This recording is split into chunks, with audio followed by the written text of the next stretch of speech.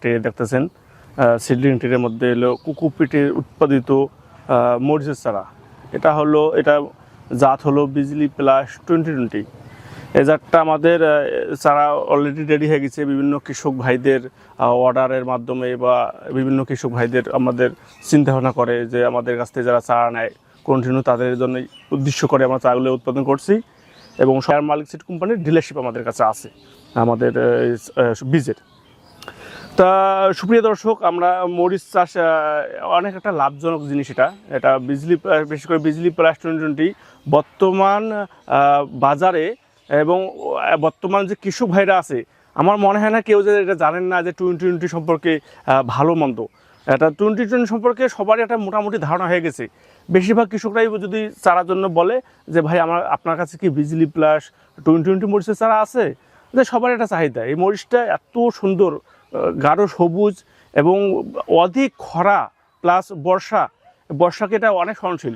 এবং বর্ষার সময় যে পাতা কোঁকড়ানি রোগটা, এটা মনে করেন যে এটা হয় না।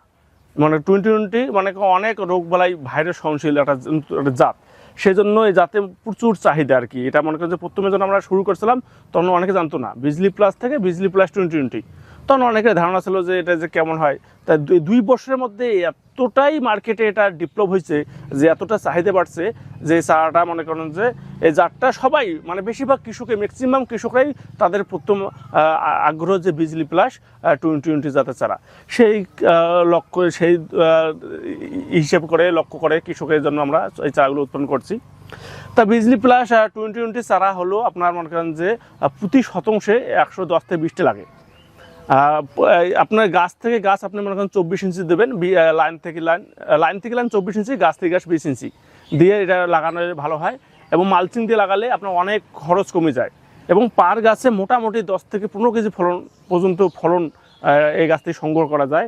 এবং মোজাইক রোগটা খুবই কম হয় এবং মনে করেন যে অনেক সহনশীল একটা জাত, অনেকটা সহনশীল জাত। এই জাতে মনে করেন যে মরিচগুলা সমান আকৃতিতে হয়, সবসময় সমান আকৃতিতে হয়। এবং বিজলি প্লাস 2020 এবং যেহেতুগুলো হাইব্রিড চারা আছে, আপনার চারা মূল জমিতে রোপণের 35 থেকে 40 থেকে 45 দিনের মধ্যে গাছে ফুল চলে আসে এবং প্রথম হারভেস্ট 65 থেকে 75 দিনের মধ্যে হারভেস্ট শুরু হয়। এবং এটা মরিচের একটা সবচেয়ে মজার বিষয় হলো যে মরিচের অনেক ডাল পড়া হওয়ার কারণে এটা দীর্ঘদিন ফলন দেয়। মরিচ মনে করেন যে আপনি হারভেস্ট করতেছেন, আবার ডাল আসতেছে, আবার কুশি আসতেছে, এরকম করে আপনার প্রায় 10 মাস পর্যন্ত, যদি গাছের গোড়ায় পানি যদি বাদি না থাকে তা 10 মাস পর্যন্ত এটা হারভেস্ট করা উপযুক্ত থাকে।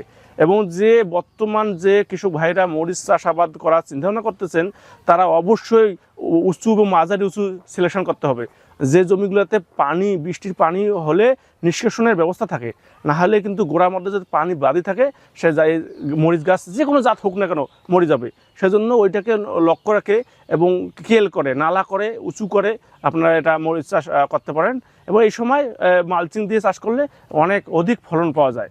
তা যে কৃষক ভাইরা আমাদের মরিচ লাগার কথা চিন্তাভাবনা করতেছেন, আমাদের স্ক্রিনে যে নাম্বার দেওয়া আছে আপনারা যোগাযোগ করবেন। আমাদের বাস যোগে সারা বাংলাদেশ আমরা চারা ডেলিভারি করে থাকি। আগামী আরও কোনো এক ভিডিওতে দেখা হবে। এই পর্যন্ত আল্লাহ হাফেজ।